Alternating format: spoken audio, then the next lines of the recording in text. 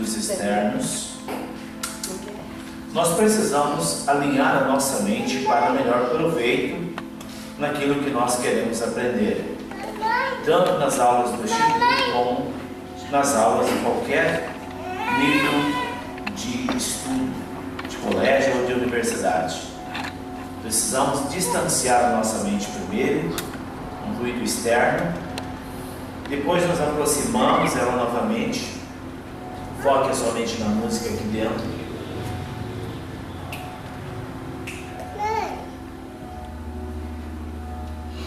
Agora nós vamos aproximar a mente. Foque a sua mente na sua respiração. Foque a sua mente na sua respiração.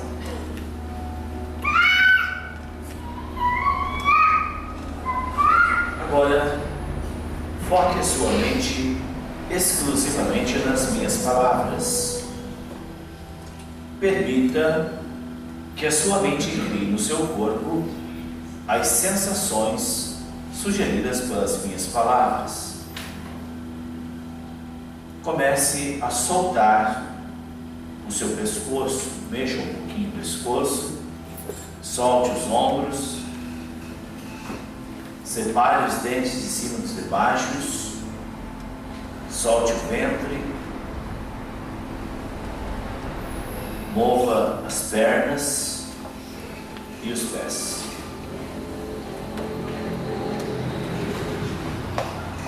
Não desfoque sua atenção. Com os olhos fechados, imagine agora que você está num lindo lugar na natureza.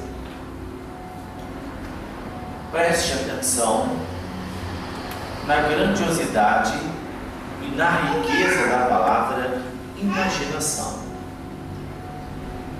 A imaginação é muito rica em seu contexto aplicativo.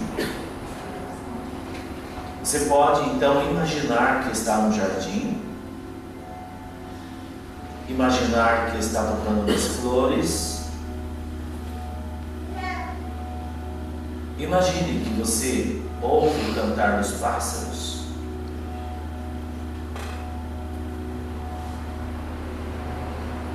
Imagine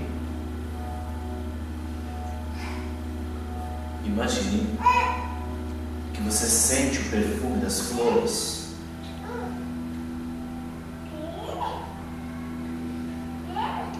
Continue envolvido neste jardim. O nosso agente modelador de destinos, nossos pensamentos, eles recebem uma carga de força do nosso consciente. E quando nós modelamos algo ou pensamos em algo, a força da materialidade acontece. E é indiferente se você realmente está no jardim ou está imaginando que está no jardim. O inconsciente é igual. Então toque nas flores, visualize um pé de limão rosa, limões amarelinhos. Apanhe o limão na sua mão direita e sinta o amarelo oleoso do limão na sua mão. Agora corte o limão e morda metade do limão. Sinta a textura ou sinta a acidez do limão na sua boca.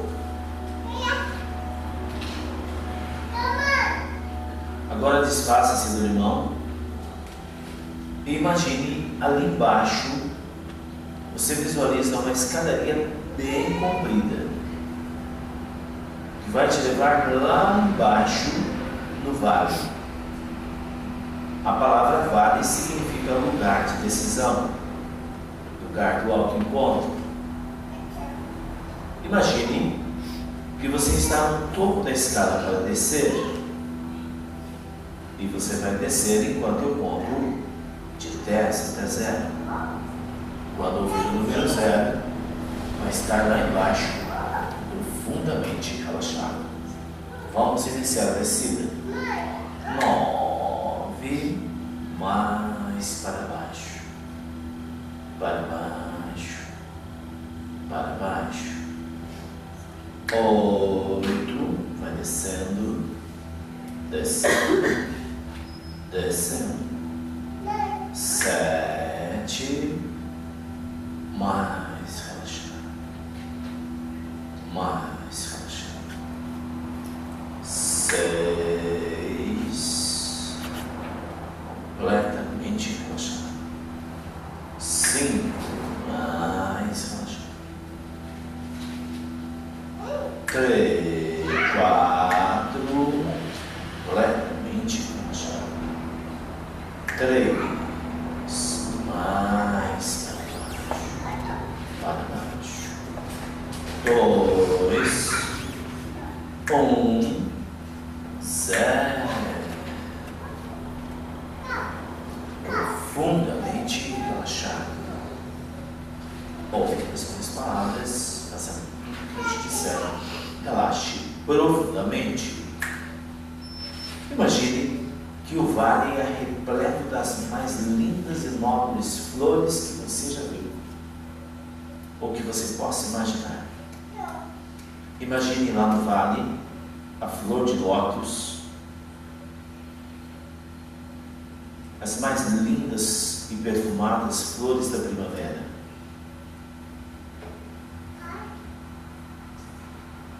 Imagine que tem uma calçada revestida de cristal. Você anda nesta calçada e aproxima-se de uma linda cachoeira. Esta cachoeira formou um pequeno lago. Visualize o lago de águas calmas e tranquilas. Você senta sobre as pedras que estão ao redor desta lagoa e você localiza aí bem pertinho de você uma pedra que dá uns 2 quilos mais ou menos.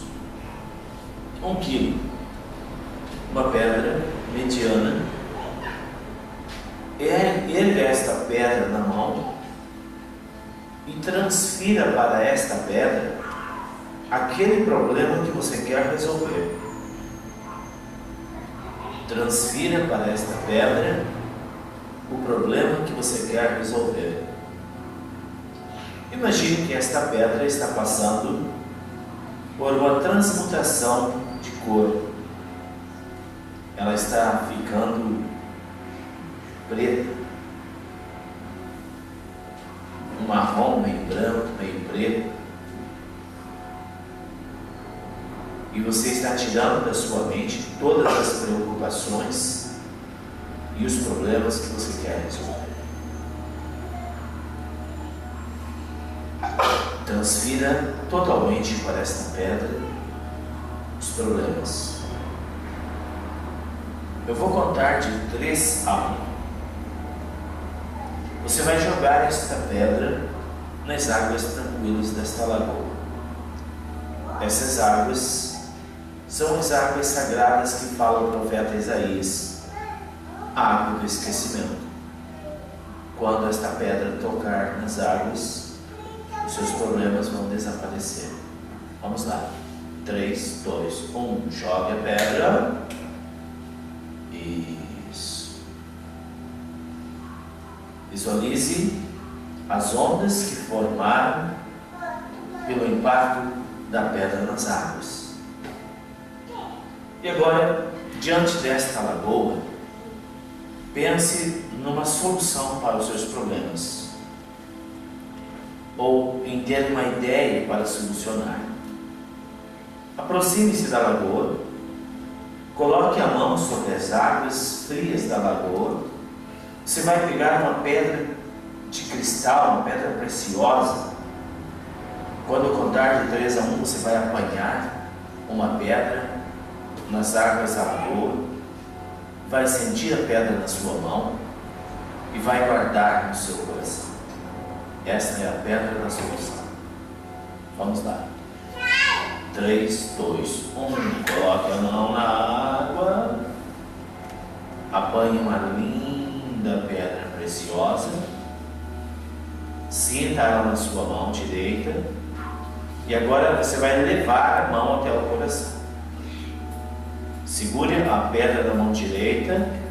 E quando eu contar de 3 a 1, você vai colocar esta pedra, a solução, no seu coração. Vamos lá. Mas mova a mão. Faça o gesto de colocar a mão no coração. Vamos lá. 3, 2, 1. Coloque a mão no coração. Guarde esta solução no seu coração. E amanhã, ao despertar, ou ainda hoje, você terá uma ideia que vai gerar a solução para aquilo que você busca. Agora imagine que você está sentado perto da lagoa, fique lá mesmo. Eu vou contar de 1 até 7 e você vai abrir os olhos e vai continuar nesse nível profundo de relaxamento. Antes de nós contarmos de 1 até 7, repita mentalmente as minhas palavras. Oceano da infinita sabedoria de Deus, flua para o meu interior e se manifeste. Flua, flua, flua. Inspire fundo.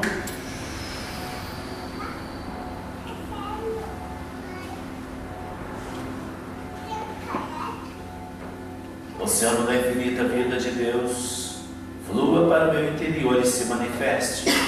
Flua, flua, flua. Inspire fundo.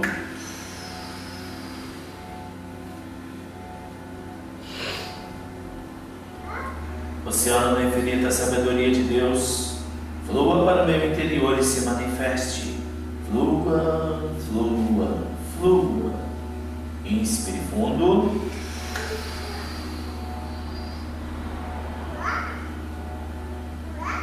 Faz um minuto de silêncio. Os nossos ouvintes do YouTube também nos acompanhem. Faça um minuto de silêncio.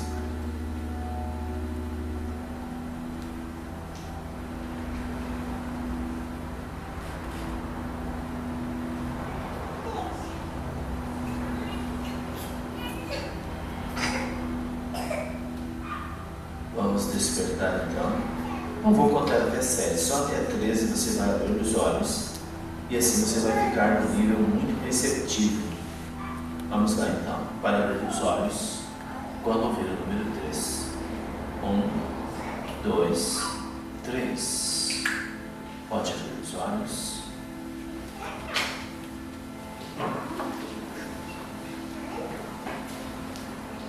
Hoje nós vamos dar continuidade na página 42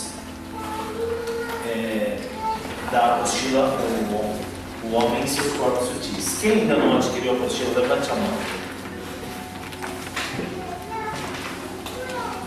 Nós vamos emprestar para vocês hoje.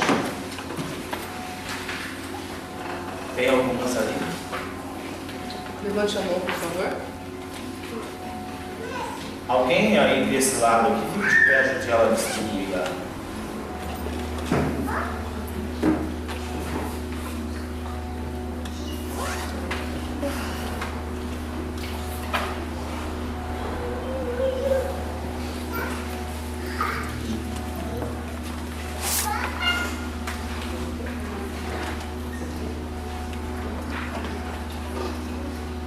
Acabou?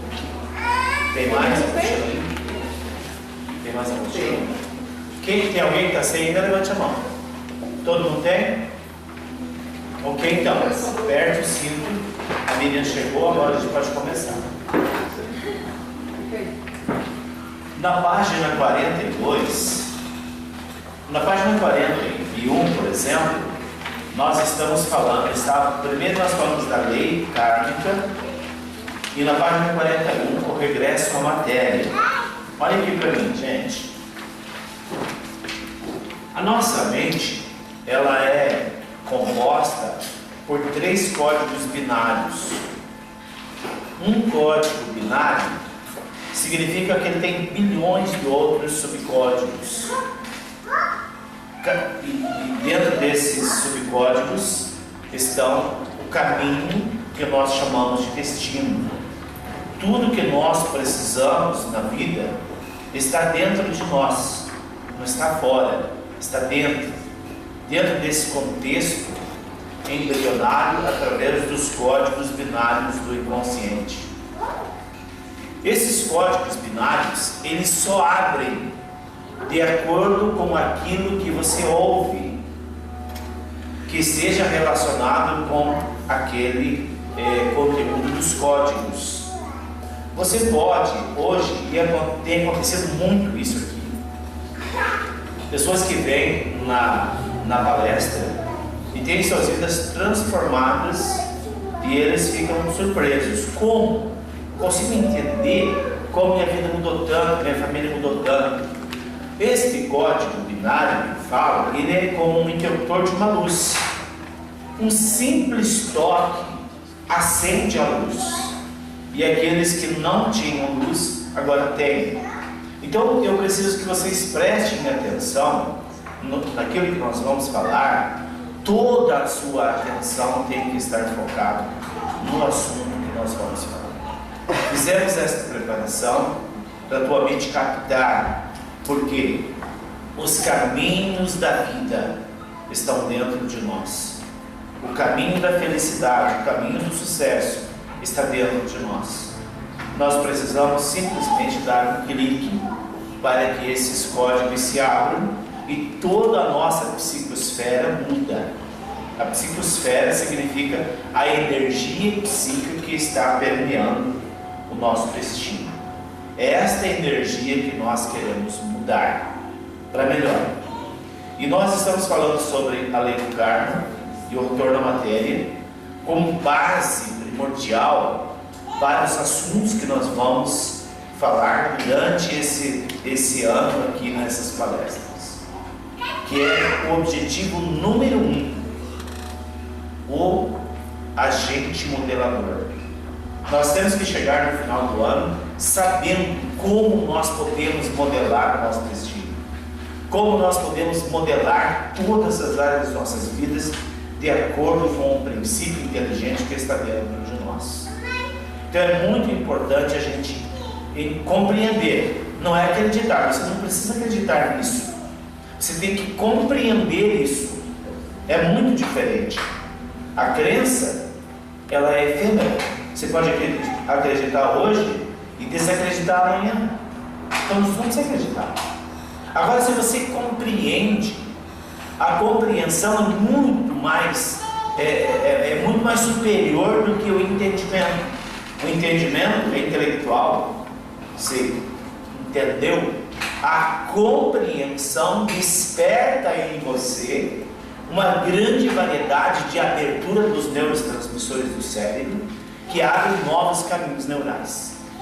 E o nosso objetivo é fazer com que novos caminhos neurais se abram na nossa mente.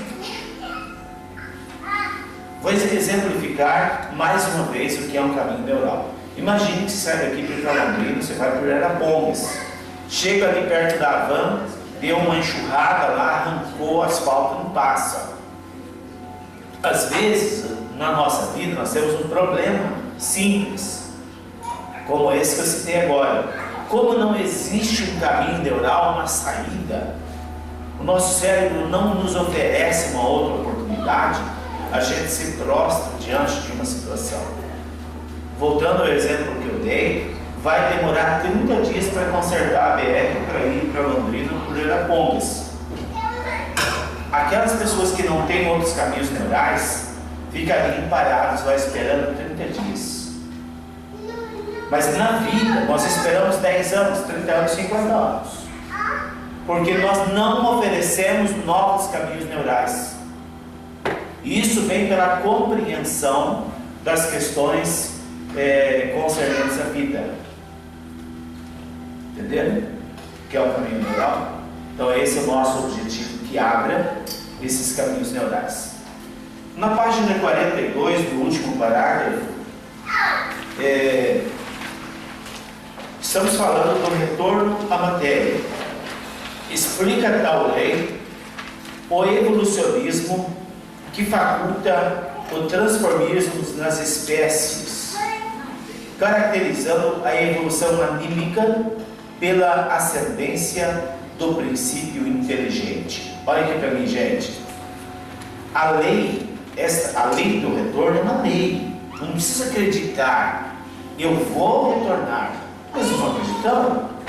E esta lei, ela caracteriza a evolução anímica, a evolução da alma. A palavra anímica significa alma. Ela proporciona, caracteriza a evolução da alma pela ascendência do princípio inteligente. Olha aqui para mim. Quando nós compreendemos esta lei, ela vai surgir o efeito em nós, porque ela tem uma característica de evolução, para evoluir a nossa alma pela ascendência do princípio inteligente. Nós já falamos e vamos voltar a falar agora na próxima palestra, no dia, não sei que dia vai ser, mas terça-feira que vem, nós vamos voltar novamente a falar do princípio inteligente e do agente modelador. O princípio inteligente é essa centelha divina que todos nós possuímos. Essa centelha magnífica que tem um poder de transformação extraordinário. E a compreensão desta lei tem a característica da evolução anímica pela ascendência do princípio inteligente. Para me evoluir, eu preciso compreender, fazer com que a minha alma compreenda que a vida funciona desta forma.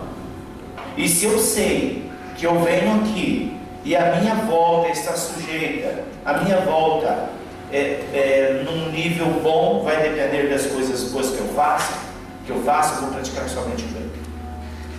E digo sério, não teria nenhum sentido nós estarmos aqui numa terça-feira, vocês poderiam estar em casa e eu também, se não tivéssemos uma razão para isso. Se aquele que numa hora dessa está no boteco, bebendo, roubando, assaltando, se prostituindo, se eles tivessem o mesmo fim nosso, que graça teria? Qual o sentido da vida? Deus não faria o ser humano desta forma, para morrer e acabar. Cada um semeia, cada um colhe aquilo que semeia, foi uma das leis ensinadas por Cristo. Com ela, o princípio inteligente, desaparecem as dúvidas e com o entendimento dessa lei, claro. Com a compreensão desta lei, desaparecem as dúvidas quanto à convivência em um mesmo lar ou não, do talento do gênio, do idiota, do feio, do sadio, das aptidões, das intuições, da beleza e outros desníveis existenciais entre as pessoas submetidas, ou não, no mesmo clima de educação, alimentação e tratamento. Olha aqui para mim. Aí, o que nós vamos entender? Quando você compreende esta lei, você entende porque em 5 irmãos, filhos do mesmo pai, da mesma mãe, tem um inteligente, tem um bem sensível, tem um meio idiota, tem um meio desconectado. Onde que está o erro? Está na genética dos pais? Está na criação? Está na alimentação? Não. Parabéns, não está mesmo. Está no contexto existencial, que cada um traz esses registros no perispírito. E nós vamos ver por que, no futuro, vamos ver por que esta miscelânea de pessoas de uma mesma família. Um muito inteligente, outro atrasado. Um que se dá bem e outro que se dá cada vez pior. Isso são resultados da construção da própria pessoa. A biologia clássica tem se mostrado impotente para explicar de maneira lógica e sem subterfúgio todos esses incidentes, entre aspas. Admita-se que cada alma ao reencarnar traz consigo uma bagagem moral, intelectual, de um karma determinando-lhes provas e expiação, e tudo se esclarece meridionalmente. Vejam aqui, gente, olha aqui para mim. Cada alma traz consigo história. Desde as doenças, existe uma programação de cada alma nossa. Nós trazemos um mapa que atua sobre a nossa genética. Este mapa está programado para adoecer, para ser infeliz, para fracassar. Eu disse que nós viemos programados. Agora, eu disse em outras palestras que isso não é obrigado o cumprimento deste programa. Que razão teríamos para estar aqui se tudo estivesse determinado? Nós estaríamos vivendo determinismo. Se aos 25 anos era para ser infeliz, se aos 40 era para sofrer um acidente, e inexoravelmente vai acontecer, para que estudar? Não teria sentido. Todos nós viemos condicionados por nós mesmos, por um contrato que nós assinamos. Agora, o cumprimento de acordo com a lei, olho por olho, dente por dente, está na ignorância de si mesmo. Quando nós temos consciência da lei do karma, da lei do retorno, nós sabemos que existe um programa, e neste programa nós podemos adoecer. O conhecimento traz luz sobre este programa que vai agir no DNA, e nós podemos cancelar aquilo que está por acontecer. O profeta Daniel, no livro de Daniel, capítulo 10, ele dá-nos um exemplo claro, quando ele fala das verdades paralelas. No capítulo 10, versículo 10, o profeta Daniel diz que tudo que acontece no mundo da matéria já aconteceu no mundo espiritual. Então nós entendemos que existe aquele efeito sombra, que nós chamamos, né? Já ouviram falar do efeito sombra? Existe um programa. Esse programa já existe no plano espiritual e vai materializar. Agora, qual que é o nosso objetivo nessas palestras? Abrirmos os nossos olhos para compreender o mecanismo de cancelar, ou melhor, transmutar aquilo que está para nos acontecer e transmutar o sofrimento da dor pelo amor. Por isso que a nossa série de estudo tem 3 palavras que simbolizam tudo: amor, ordem e beleza. Dentro desse contexto da ordem, amor vocês sabem o que é. Ordem, dentro do contexto da ordem está o conhecimento. Eu me proponho e me dedico a tomar conhecimento de quem eu sou e o que eu estou fazendo aqui. Isso vai estabelecer na ordem uma possibilidade de transmutar aquilo que está programado por mim mesmo. Transmutar por uma vivência saudável, amorosa e próspera. E vocês são testemunhas do que acontece na sociedade. Sociedades doentes, cegas, e que pagam o preço pela dor. E o nosso objetivo é fazer com que o amor flua, trazendo a ordem e a beleza. Aqueles que dizem ser o gênio ou o idiota, produto dos genes que o formaram, distanciam-se muito da realidade. Os genes contribuem na formação material do corpo, oferecendo à alma uma máquina perfeita para que ela se manifeste em sua genialidade se a possuir, ou no caso contrário, na sua mediocridade. Olha aqui para mim. O genes fornece todas as informações para essa produção da máquina humana. Do sábio ou do idiota. Isso é o genes.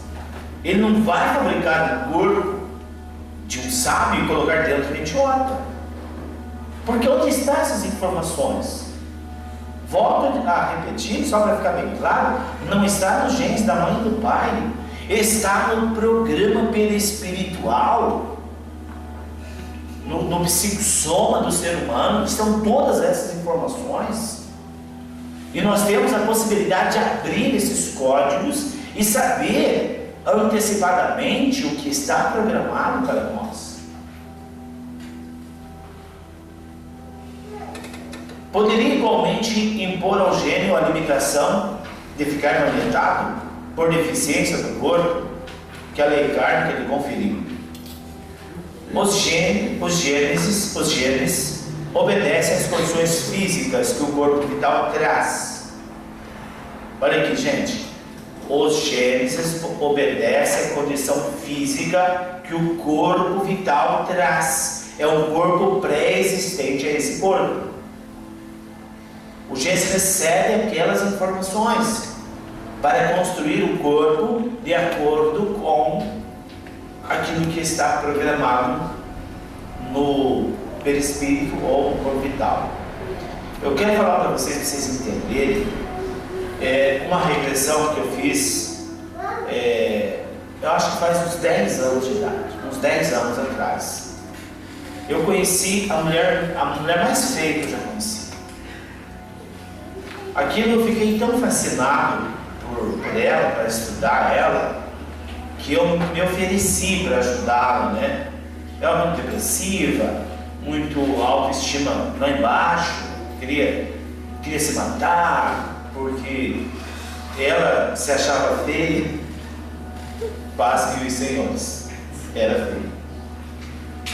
E numa vida passada, ela era extremamente linda, perfeita, pensa numa perfeição. E ela usou da beleza para enganar as pessoas, para se beneficiar da beleza. Ela expõe o sagrado, que é o corpo, e o sexo por dinheiro. E ela, depois que nós levamos ela nessa vida, que ela viu como ela era, e aí fomos para o pós-morte, no vácuo do tempo, para ela entender onde ela foi. Ela foi para o umbral. E no desespero do umbral, ela querendo de todas as formas sair de lá,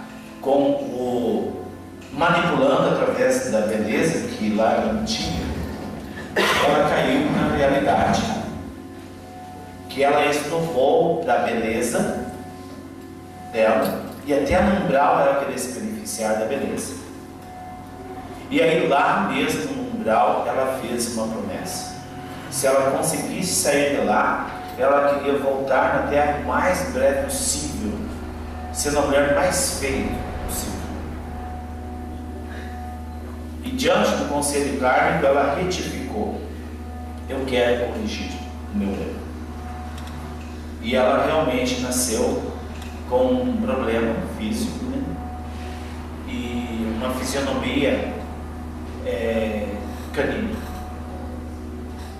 Nós vamos estudar isso nos detalhes aqui, como isso funciona. E o que é interessante, eu acompanhei ela por uns 7, 8 anos, fizemos a terapia, fizemos um trabalho de positivação, e ela foi ficando bonita. Ela foi se transmutando dentro desse processo que nós chamamos de transmutação. Ela encontrou a razão dela ser tão feia naquele dia, e ela foi ficando cada vez mais bonita. Ela se aceitava, ela se amava. Então, e o primeiro passo para que acontecesse isso foi a aceitação. Lembra que eu falo sempre? Nós não devemos nos conformar. Não. Mas conformar e aceitar tem diferença? Não. Tem muita diferença. Você tem que aceitar qualquer situação. Quando você aceita o problema, ele começa a perder a força. Ele se tira o foco. Em qualquer situação da sua vida, tem gente que atola a vida, o destino, numa pequena poça de água, não sai. Por mais que tente. Mas é tão simples, mas não consegue sair. Qual a forma que essa pessoa vai fazer para transmutar essa situação? É o conhecimento. Ele tem que mergulhar para dentro de si. Ele tem que buscar no interior dele uma solução. Nós temos aqui exemplos fantásticos de pessoas que aprendem aqui uma meditação, chegam em casa, mergulham para dentro de si, encontram com os emaranhados, soltam-se dos emaranhados e começam a construir uma nova vida. O objetivo das palestras é que você aprenda, que aplique. Faça o exercício em casa, faça a meditação, faça o exercício da percepção. Assim você vai dar uma possibilidade a você a remodelar o seu destino e sair desse atoleiro. Mas isso é intransferível. É você que tem que fazer. Não é o pai, não é a mãe, não é a esposa, não é o marido. É você. A alma, através da sua evolução moral e intelectual, é que determina o grau de perfeição do templo que irá habitar. Concluímos através desse raciocínio que o idiota pode ser uma alma culta, aprisionado por não usar com ética seus conhecimentos. E o saudável, na interpretação mundana, ser uma alma simples que não aprendeu os mais elementares rudimentos do amor. Lembramos aqueles que defendem a teoria da hereditariedade psíquica, que basta apenas um fato destoante para pôr à lona tudo que a teoria mal elaborada constrói. Sócrates não tinha pai culto, um simples varredor de uma casa que vendia estátuas. Não era esse o pai de Sócrates?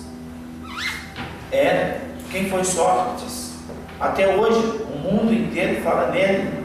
Mas foi o Gênesis do pai, da mãe. A mãe era doméstica. O pai era varredor de calçada. Sócrates trouxe de outras existências este programa de sabedoria que ele mesmo aplicou na sua vida. Machado de Assis não foi filho de uma lavadeira sem maiores conhecimentos? José do Patrocínio não foi filho de uma escrava? Wilson Churchill não foi filho de um pai pobre e analfabeto? Onde está a hereditariedade psíquica de tais casos? E o que dizer então de Michelangelo, aos 8 anos, considerado completo na arte da pintura? E de Pascal, aos 13 anos, famoso matemático e geometra? E de Mozart, o que diremos, aos 7 anos, compondo óperas? E de Goethe, aos 10 anos, falando vários idiomas? E de Pepito de Arriola, que aos 4 anos tocava áreas com maestria, sendo estudado exaustivamente por Piquet. Vejam, se tem aqui algumas pessoas conhecidas do mundo todo e que não tinham pais extremamente sábios, não tinham pais letrados, nem de grande poder. Então não está no gênero dos pais aquilo que nós manifestamos na nossa vida, seja de uma forma ou seja de outra. A única forma que o genes traz é a aparência física, os traços fisionômicos. Isso aí nós chamamos de matéria. Lembramos aqui a tolice de Hitler, tentando melhorar a raça simplesmente manipulando as leis biológicas E Robert Gardner, ao criar um banco de esperma, onde os espermatozoides retirados de gênios da ciência, prêmio Nobel da Paz, são armazenados e conservados, visando a gerar crianças superdotadas. Esses são os verdadeiros idiotas, né? O único animal que é pior é o cavalo e o boi, não o ser humano. O cavalo pode-se fazer uma cruza genética e tirar por de origem. O boi também. O ser humano, não. Nós fugimos desta biologia animal. Apesar de nós termos um corpo animal, o que rege este corpo não é o instinto animal, é o princípio inteligente, o agente modelador, que nós vamos estudar mais pra frente.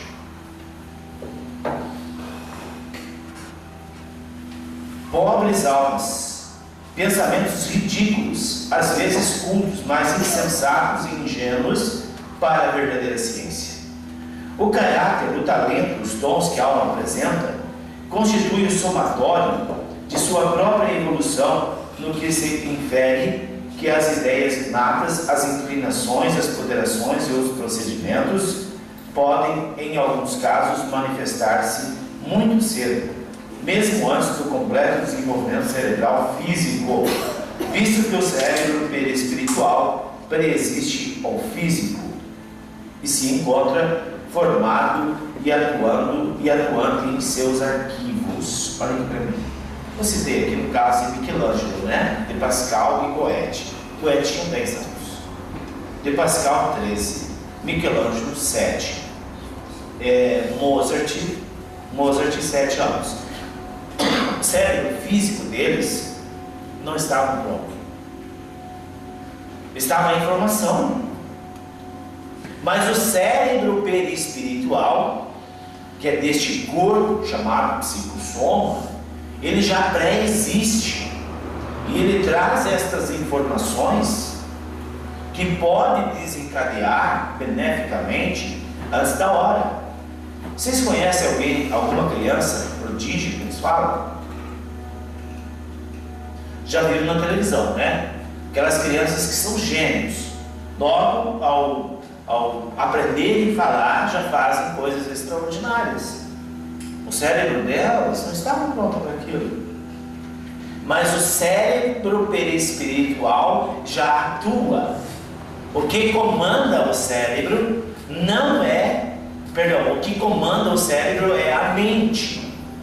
E a mente está dentro desse contexto do perispírito, do psicossoma. Não nos reportamos aqui aos casos de crianças e adultos que lembraram naturalmente, com muitos detalhes minuciosos, as reencarnações passadas. Por esse assunto encontrar-se ostensivamente divulgado e comprovado, habilitando a galeria dos eventos corriqueiros do dia de hoje, onde a regressão de memória faz dobrar os joelhos às doutrinas não reencarnacionistas. No entanto, convém lembrar os motivos pelos quais, quando encarnados, não lembramos de nossas vidas anteriores. Fato que, em última análise, constitui prova da bondade divina, que nos poupa as amarguras de expor em evidência nossos erros e crimes de outrora. Se lembrássemos tais desmandos, o remorso nos torturaria ou até poderia paralisar os nossos esforços de reparação. Vamos parar aqui um pouquinho, olha aqui. Se nós lembrássemos de tudo que nós temos no passado, talvez nos faltaria forças para a melhora, para a reforma íntima. É por isso que a providência divina criou todo o mecanismo do esquecimento, e nós vamos ver em detalhes como é feito o processo do túnel do esquecimento.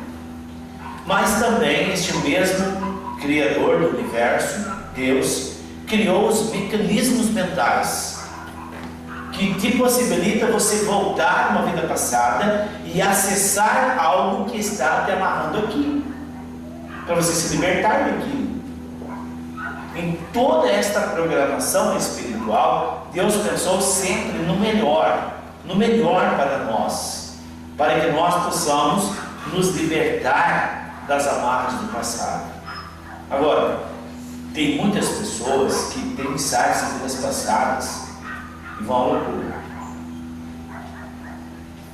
Tem pessoas que começam a ter insights de assassinato, de morte, que ela mata alguém, que ele matou alguém, fica louco. E de fato ele está acessando vidas passadas. Por que ele acessa? Uma disfunção cerebral aconteceu. Mas quando falamos de disfunção cerebral, entenda, existia uma programação do cérebro perispiritual para aquela data entrar em disfunção. Entendeu? Entrar em disfunção, para que a pessoa desperte, tentando despertar a pessoa para que não lhe aconteçam coisas piores. Mas falta o entendimento e muitas pessoas vão à loucura por causa de insights, de erros cometidos. Por isso que a misericórdia divina nos poupa e nos dá a possibilidade de fazer a reparação. Igualmente, na presença de um desafeto, teríamos dificuldades em perdoá-lo ou reiniciaríamos a contenda. Agora, com a perspectiva de vitória de nossa vingança, pois o outro, o inimigo, no presente momento, nos é subalternos. Vamos imaginar assim, uma pessoa que sofreu na vida passada, era filho, e morreu por conta dos maus tratos do pai. E agora ele vem como pai. Ele iria ser vingado? Ele. Agora ele é superior. Se ele lembrasse. Aí entra a lei do amor. Por isso que nós falamos esses três pilares que sustentam a nossa conversa aqui deste ano: amor, ordem e beleza. Este amor que Deus preparou, que possibilitou a gente esquecer. Resta lembrar ainda que na presente encarnação poderemos estar assumindo uma situação inferior ou superior à passada. No segundo caso, abriríamos caminho para o orgulho, para que o orgulho se instalasse em nós como um verme devorador. Ainda outros diriam: quanto orgulho!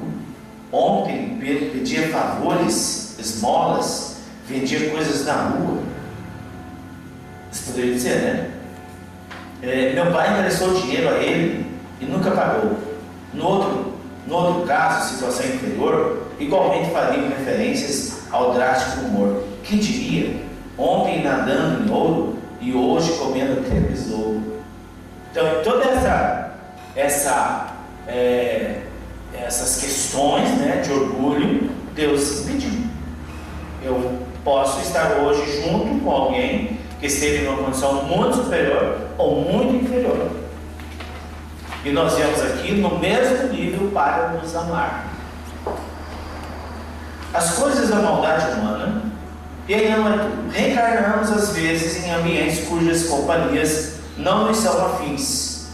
Imagine-se obter-se estranho numa terra estranha, distanciando de seus queridos, na dúvida atroz de não saber se os mesmos estão ou não felizes, ou que por força da lei kármica a mulher amada ou o filho adorado teve que nascer no lar do inimigo. Seria muito triste, né? A gente saber disso. Então vejam que a misericórdia é tudo. Tantas são as desvantagens em saber os eventos passados na encarnação presente, que o mundo seria um pandemônio, caso isso fosse de possível ocorrência. Troca de filhos, reincidência em vícios antigos, volta à rotina anterior, dívidas monetárias cobradas pelas últimas encarnações, heranças requisitadas de séculos passados, o rico planejando nascer como filho do seu filho para reaver o patrimônio, e tão profundo e variado seriam os abusos que Deus, em sua sapiência, os evitaria pelo esquecimento. O próprio Deus também nos dotou de ferramentas para voltarmos às outras vidas pela terapia do inconsciente quando necessário, para ressignificar algo que ainda nos amarra. Até nisto vemos a providência divina atuando em nosso favor. Olha aqui para mim, gente. Eu fiz questão de escrever aqui sobre esta questão de cobrança de dívidas, de vidas passadas. Por quê? Nós temos um contexto familiar que nós pertencemos, e dentro desse contexto familiar, nós podemos ter dívidas, não nossas, da família. Isso é verdade. E nós podemos, por isso que o conhecimento é fundamental. Eu não vou citar o nome de empresas, porque falta de ética. Uma posso citar que não é da região, a Hermes Macedo. Todo mundo conheceu a Hermes Macedo ou não? Os mais novos não conheceram, né? Não era a maior loja do Brasil, loja de departamentos. Eu trabalhei com o grupo Hermes Macedo como orientador deles nas questões quando a empresa começou a fluir. A Bíblia fala do ano jubileu. O ano jubileu se daria quando Israel completasse 50 anos como nação. Então, dentro do ano jubileu, vamos supor que a doutora Rita precisasse de dinheiro e penhorasse o apartamento dela para Luciana. E aí ela morreu e não pôde quitar a dívida. Os descendentes dela, quando fizer 50 anos, a Luciana tinha que devolver para os descendentes. Esse era o ano jubileu. Era assim. Era desta forma que se fazia os empréstimos e as devoluções. Tá. O que aconteceu quando foi instituída esta lei mosaica do ano jubileu? Desde então, Israel não foi considerado nação. Desde então, Israel não foi considerado nação até hoje. A única vez que Israel completou-se 49 anos como nação foi em 1999. No ano 2000 para 2001, então acontecia um caos monetário no mundo. E nesta ocasião, eu fui conhecer a Europa para ver como andava a preparação da devolução do ano jubileu. Eu fiquei estarrecido quando vi a Itália empobrecida, a Itália envelhecida, não havia mais jovens. E o que dizer de Portugal, que as mulheres ficaram estéreis, não tinham filhos? Na ocasião, visitei algumas famílias que, se um homem arrumasse uma chinoca, que é uma mulher, e fosse cuidar deles, herdariam o patrimônio, porque não tinham herdeiros, não tinham nem mesmo um pirralho para alcançar um remédio, um copo de água. Foi neste ano que o Papa veio em rede mundial pedindo que os descendentes de europeus voltassem para a nação dos seus pais, porque não havia mais mão de obra, não havia mais quem servisse os velhos. Eu não sei porquê, e Deus sabe, que naquele ano a faixa de Gaza foi tomada e Israel destituído como nação. E o ano jubileu não aconteceu. E muitas empresas que nós vimos como Hermes Macedo entrou no rol da devolução do ano jubileu. E muitas vezes, nós aqui passamos por dificuldade financeira e o pano de fundo é o ano jubileu. Não aconteceu o ano jubileu pela emancipação de Israel, mas a lei continua prevalecendo. E o que aconteceu, e aconteceu mesmo de fato, com a Europa, principalmente Itália e Portugal, quem tomou essas terras e essas herdades foram os nigerianos. Qual foi a raça mais perversa que empobreceu a Etiópia? Os italianos e os portugueses. Portugal, eles ostentam de uma forma que na frente das casas, quem conhece Portugal já foi em Lisboa, Porto, ele tem aves marinhas de porcelana com uma cobertura de ouro saindo do bico da ave até lá atrás, nas últimas penas da cauda. De onde é esse? De quem é esse ouro? Da Etiópia. Os mais nobres mármores que o mundo já conheceu, era a Etiópia que produzia. E onde estão esses mármores? Na Europa, na Alemanha, na Itália, em Portugal, na Suíça, no Reino Unido. Então nós temos que ter um entendimento seguinte: quando as coisas não vão bem, as finanças não vão, você está patinando, eu me esforço, eu trabalho, tem algo que eu não consigo escutar, não consigo entender o que é. Onde está a ponta desta corda? Tem que ter uma explicação. Mas onde está essa explicação? Dentro de você. Tem aqui alguém que é descendente de espanhol? Tem, né? Tem vários.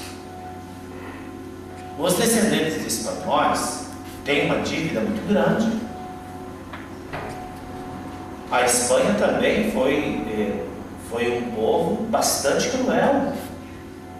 E sempre nós temos que estar perguntando: será que esse peso não vem de lá?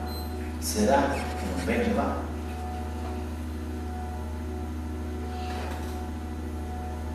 A resposta está dentro de você.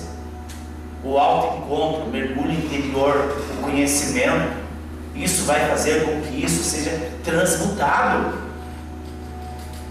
Gente, entendam, nós vamos pagar essa dívida, não tenha dúvida. Quem deve vai pagar, mas não precisa pagar pela dor, paga pelo amor. Pelo amor, doe, faça algum benefício. Se você entender que esta dívida monetária é a tua dificuldade de prosperar, pegue 10% que você ganha e doe. Doe para alguém que precise. Mas já estou quebrado, já não dá para pagar essa coisa, vou tirar 10%? Gente, isto é espiritualidade, isso é compreensão, é a lei de dar e receber. Vocês sabem que as igrejas, eles pegam o povo nesta questão do dízimo. Agora ele é muito real e verdadeiro, mas é estritamente anticristo as igrejas que pregam como obrigação bíblica. Tem que ser doado com gratidão. Eu dou não porque eu sou obrigado, eu dou porque eu sou grato, eu tenho, eu faço sobrar, eu dou com alegria. Quando nós doamos assim com alegria, nós vemos o resultado nas nossas vidas. Prestem atenção nas suas finanças. Pois não, senhor. Essa doação tem que ser para estranho ou parente? Não. A doação, ela é primeiramente para os domésticos da fé. O que é os domésticos da fé? Aqueles que você conhece. Você participa de um grupo, tem alguém que precisa, tem um projeto de grupo, para os domésticos da fé. Assim nos orienta o apóstolo Paulo, como ele fala da celebração da doação. Tem gente que fala assim, eu vou fazer uma doação para uma entidade, não, que nem sabe que eu existo. O que ele está fazendo? Ele está ajudando a entidade. Ele não está tendo nenhum benefício. Nenhum benefício. Por quê? Não são todos irmãos? Não. São sim todos irmãos. Mas ele não comunga daquela ideologia. Entendeu? Você tem que ter um projeto de vida. E hoje o que o mundo precisa? O mundo precisa ter ensinamento. O mundo não precisa de prova. Eles têm que aprender. Aqueles que não têm que aprender a caminhar no campo. É isso que o mundo precisa. Voltamos então agora às perguntas iniciais. Por que nos acidentes aéreos morrem crianças, jovens e velhos? Creio que já sabemos a resposta. Eles mesmos pediram aquela expiação, como reparação de danos que fizeram a outro e, portanto, a si próprio. Foi o cumprimento da lei do karma, distribuído conforme o semeado. Os que conseguiram safar-se, não embarcando naquele voo, estavam quites com as contabilidades divinas, pelo menos no que relacionava ao episódio. O que sofreu apenas pequenos danos é quem comprometeu-se menos com o passado. Olha aqui para mim. Estamos falando aqui de acidentes de grande monta, aonde morrem crianças, velhos e jovens. E naquele mesmo voo, algumas pessoas tinham comprado a passagem e perderam o horário e não embarcaram. Tá. Ele não tinha dito. Mas se ele tivesse embarcado,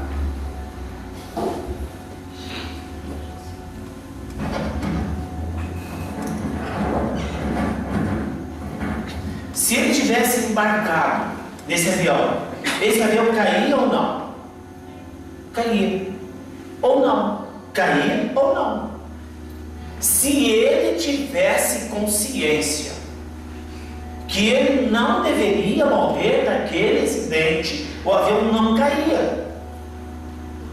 Mas o que garante isso? O que garante isso? Pare e pense. Vamos lembrar agora de Sodoma e Gomorra. Estava lá um homem segundo o coração de Deus. Quem é o pai da nossa fé? Que a gente fala? Abraão, né? Abraão foi peregrinar nas planícies do Egito. E avizinhava-se do Egito uma cidade chamada Sodoma. E avizinhava-se de Gomorra. Então, Abraão foi peregrinar ali e levou consigo seu primo Ló. Entendam o que eu vou dizer. Deus ordenou que Abraão saísse da terra dele e fosse peregrinar no Egito, sozinho. Quem ele levou? Ló, seu primo. Neste episódio de desobediência de Abraão, ele arrumou sérias consequências. Ló, um homem muito dado com o povo, Ló se constituiu juiz de direito em Sodoma e Gomorra, num exemplo de prostituição. Os primeiros relatos de casos de homossexualidade lá naquela época remota é registrado em Sodoma e Gomorra. E aí não tinha mais jeito aquele povo.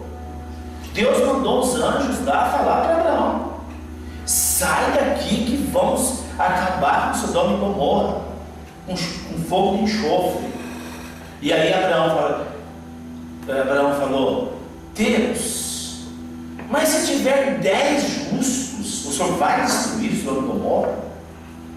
Aí o anjo consulta lá o orientador: não, se tiver 10, não. Mas e se tiver 9, se vai destruir Sodoma e Gomorra? Não, também não. Porque em Sodoma e Gomorra morava Ló, a sua esposa e 6 filhos. E ele queria chegar ali. Mas os filhos não eram justos. Só tinha um justo. O próprio Ló. Apesar de ele estar envolvido em tanto problema, ele era justo. E aí ele foi perguntando: se tiver 6, se tiver 5, e se tiver 1? Não. Se tiver um justo, eu não destruirei Sodoma e Gomorra. Então vai lá e fala para Ló sair de lá. E fala para a mulher para ele não olhar para trás. Essa história vocês conhecem. Ela virou uma estátua de sal. E ele escapou. Então vejam, a importância da consciência de cada um sobre si. Abraão sabia e Ló sabia que ele era justo e que ele não podia ser fulminado naquela cidade. Por isso que você pode salvar a tripulação inteira de um voo se você estiver nele, mas se você tiver consciência de quem você é e que você é um justo. Quem é justo? Todos nós. Quem nos justifica? O sangue do Cordeiro nos justificou. Agora, ser justo quer dizer que somos estritamente corretos? Não, somos falhos, temos problemas, nós não conseguimos vivenciar uma justiça plena, nós somos injustos, mas dentro do nosso coração precisa ter a convicção: eu sou um filho de Deus, amado, querido, protegido. Eu sou amado por Deus, independente do que eu fiz no passado, do que eu cometi ontem. Agora eu sou merecedor. Entenderam como é? Então, tá, e se esta pessoa que entrou no avião, o único justo, não tivesse consciência, ele ia talvez não morrer, mas se machucar muito, porque ele foi atraído pela lei da atração. Ele não deveria estar naquele. Ele de alguma forma foi vigilante. Doutor, Pois não. esse último acidente que teve, é uma curiosidade. O cara se trancou lá e esse povo tudo tinha que morrer com ele? Não vou dizer que tinha que morrer, mas todos estavam na mesma vibração expiatória. Todos estavam na mesma vibração e tinham débitos que poderiam ser pagos, quitados da mesma forma. Quem vocês lembram, só um minutinho, Cláudia, Cristina, de um acidente aéreo no país da África que só salvou uma menina? Vocês viram isso na televisão, né? Sim. Salvou uma. Gente, impossível. Se não tivesse um programa de crédito, tinha morrido. Fala O isso. bebê que estava no avião, né, de 7 meses. No caso do bebê também. Então, mas o bebê, por isso que é importante o estudo. Nós vamos estudar aqui casos de aborto em que aquela alma que é abortada, ela não constitui um karma transgeracional, mesmo que a mãe arranque da barriga, porque ela vem só para ficar ali, perigo. Claro que vai constituir um peso para a mãe, para o lado que cometeu, mas nas gerações aquilo não vai ser peso. Que é impressionante, isso aparece nas constelações. Na última de sábado nós vimos uma mãe fez 3 abortos e a filha também fez 3. Um abortado da filha não constitui peso nenhum para a família, só apareceu 2. Eu coloquei os 3 no campo, o terceiro não se moveu. Ou seja, não existia uma característica kármica de peso para as gerações. Porque há um programa naquela criança em morrer com a idade que morrer, ou morrer no ventre, ou um mês, ou somente nascer. Nós vamos falar isso em detalhes, por que a criança, os natimortos acontecem, né? uma explicação. Jesus foi de uma clareza inquestionável quando condicionou nossos infortúnios ao erro do pecado por nós cometidos, ao promover as suas curas após a aferição perispiritual do doente, efetuada para verificar se o seu karma poderia ser ou não liberado, ou, em outras palavras, se o sofrimento já limpara aquele corpo vital das manchas provenientes de erros praticados. Jesus enfatizava: vai e não peques mais. Evidência clara de que a causa primária da doença era o afastamento das leis morais. Mas e o cego de Jericó? Não nasceu cego? Como ele poderia ter pecado? Creio que ninguém fará tais perguntas, por demais tolas, após conhecer a mecânica da reencarnação. Mas e o cego de Jericó foi curado? Foi? Foi. Ele não nasceu cego, mas ele foi curado. O interessante da cura é que quando a pessoa que tem um magnetismo preparado, ele coloca a mão sobre o chakra coroa, e o chakra coroa recebe um impacto da vibração magnética da pessoa e cura o quê? Primeiro, a alma. Mas tem um outro nome que nós falamos aqui: o perispírito. Cura o perispírito, que é o modelador do físico. E as células perispirituais enviam o comando para as células físicas e essas se reconstituem. E assim funciona a cura pela imposição de mãos. Mas o cego de Jericó foi curado pela fé. Tudo é pela fé. Mas isso é consequência do pecado que ele tinha anteriormente, numa outra vida. Ou ele veio cego em consequência de um contrato que ele mesmo fez. Eu fiz algo muito grave, vou cego para lá e eu pago essa dívida com a cegueira, com o sofrimento. E aí ele encontra na pessoa de Jesus a possibilidade da transmutação. E ele vai ao encontro de Jesus, ele é repreendido severamente para não incomodar Jesus. E aí Jesus fala para ele: tua fé te curou. Por isso que é importante, nós falamos aqui na terça-feira passada sobre a fé inteligente, lembra? Tem a fé inteligente, a fé que não é inteligente, a fé burra. Qual que é a fé burra? Desculpa o palavreado, tá? Qual é a fé que não funciona? É melhor falar que fé burra, não existe fé burra. Você dá um exemplo de uma pessoa conhecida minha que está envolvido num emaranhado terrível financeiramente. Terrível. E ele fez uma promessa para ir para Aparecida do Norte a pé. Isso é fé? E foi. Demorou, parece que 28 dias. E quando voltou foi preso.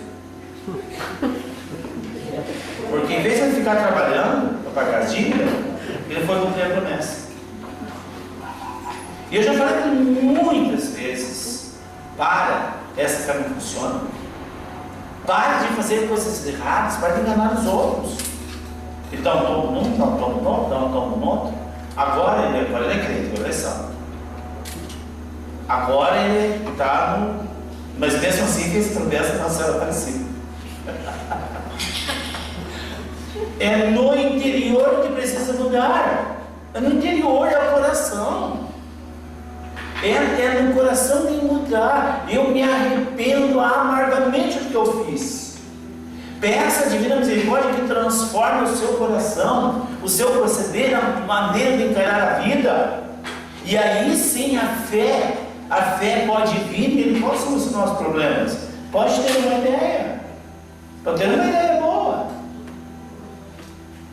Ele me ligou de Londrina, ele mora numa cidadezinha perto de Londrina, desesperado. Depois que pagaram, a financeira está ali.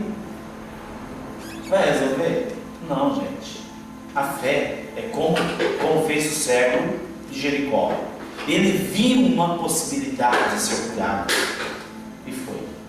E disse Jesus: tua fé te curou. E em todas as curas, Jesus acrescentava: não tornes a pecar, para que não te suceda coisa pior.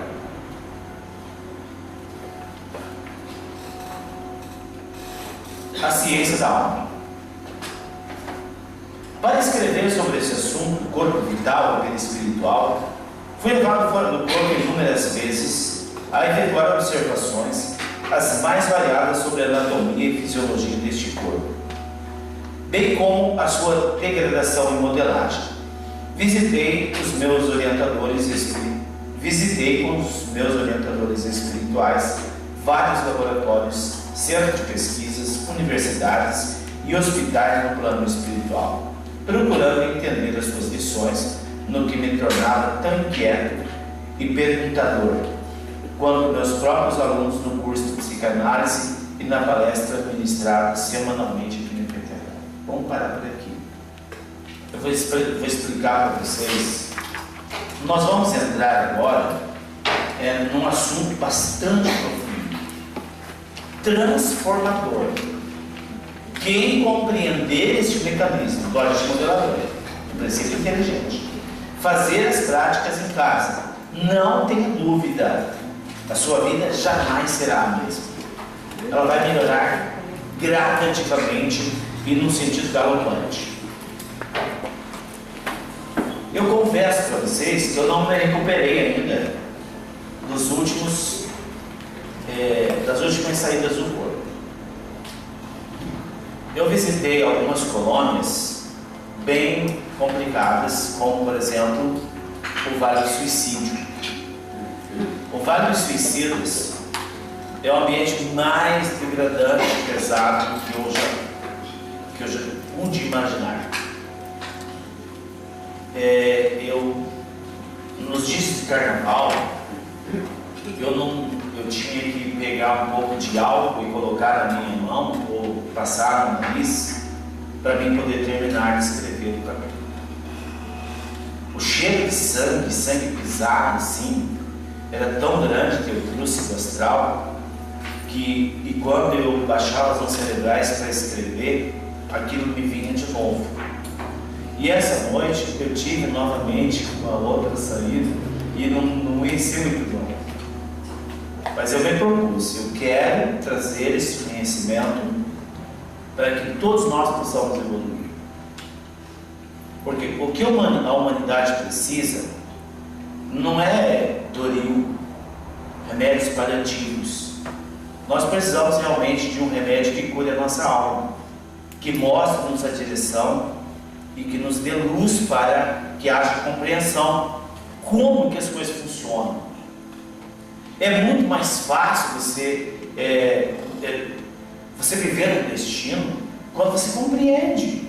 Aconteceu isso não é bacana, mas como que aconteceu? Como funcionou isso para acontecer? E é isso que nós vamos estudar de agora para frente. São assuntos bastante pesados, profundos, não é pesado, profundo, muito profundo. E eu gostaria que todos vocês nos ajudassem. Como? Fazendo perguntas. Mas que tipo de pergunta? Obrigatoriamente tem que estar dentro do assunto para que ajude a enriquecer o assunto. Porque imagina, um assunto bastante profundo, eu ainda preciso, junto com vocês, trazer à luz ainda muitas coisas que estão na minha mente.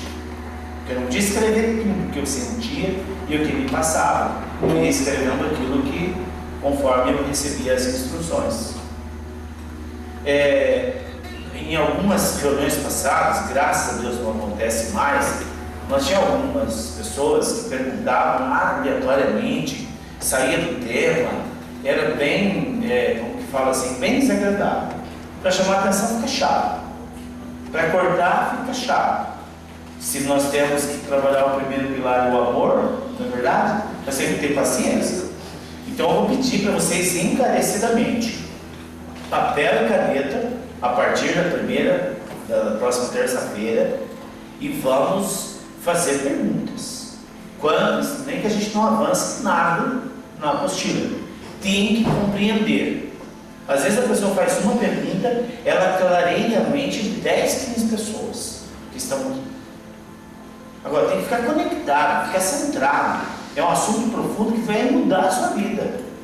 Mas você não pode ficar aqui pensando em casa, se der relação com o cachorro, ou se o que, sei o que. Fica aqui, centrado naquele tempo. E aí é que vai haver, eu acho que vocês lembram daquelas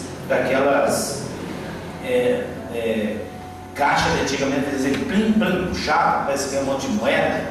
É isso que vai acontecer na nossa mente. Cada palavra, cada pergunta, cada assunto que nós vamos falando, vai cair muitas fichas. Na nossa mente vai abrir muitos códigos. Certo? Alguma pergunta? Vamos encerrar então. Quero agradecer a todos por estarem aqui nessa noite. Agradecer os nossos ouvintes da Rádio Web e também aqueles que nos acompanham no YouTube. Dizer que é um prazer trazer assuntos como esse. Eu falo francamente, o maior beneficiado sou eu, porque eu também aprendo tanto quanto vocês. Fechem os olhos. Quero agradecer a luz divina, os seres angélicos que nos inspiraram nessa noite. Quero agradecer imensamente e pedir que esses mesmos seres angélicos continuem nos ministrando em nossos lares enquanto dormimos, para que possamos compreender o mecanismo da vida. Peço neste momento que o anjo guardião de cada um de nós leve-nos em paz para os nossos lares, felizes, abençoados e protegidos. Que possamos encontrar lá aqueles que nos esperam radiante de felicidade. Amém. Grande abraço a todos.